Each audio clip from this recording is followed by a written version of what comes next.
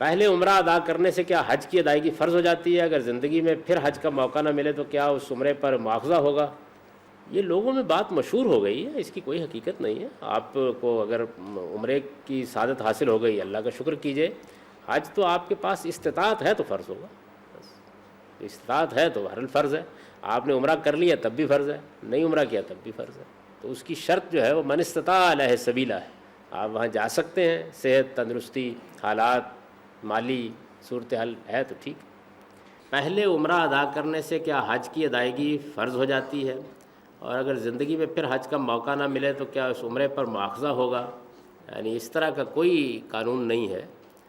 حج الگ چیز ہے، عمرہ الگ چیز ہے۔ آپ کو اللہ تعالیٰ نے سہولت بہم پہنچائی، آپ نے عمرہ کر لیا، اللہ تعالیٰ توفیق دے گا آپ حج کر لیں۔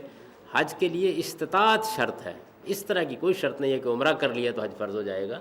قرآن مجید نے یہ کہا ہے کہ من استطاع الیہ سبیلا، آدمی کے پاس اگر ہمت، طاقت ہے اور رستے کا خرچ اٹھانے کی استطاعت ہے تو اس کو حج کرنا چاہیے۔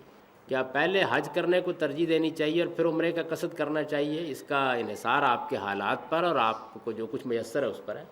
ایسا ہوتا ہے بعض اوقات کہ عمرے ہی کے پیسے ہیں یا وقت ہی اتنا ہے، چھٹی اتنی ملی ہے، تو آخر عمرے کی سعادت سے آپ کیوں محروم رہیں؟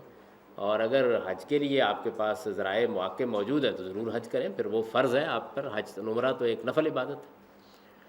حج کے لیے زیادہ رقم درکار ہے جبکہ عمرہ نسبتاً کم رقم میں ہو جاتا ہے، ایسے میں اگر استطاعت عمرے کرنے کی ہو تو کیا کیا جائے؟ عمرہ کیجیے اور ضرور کیجیے۔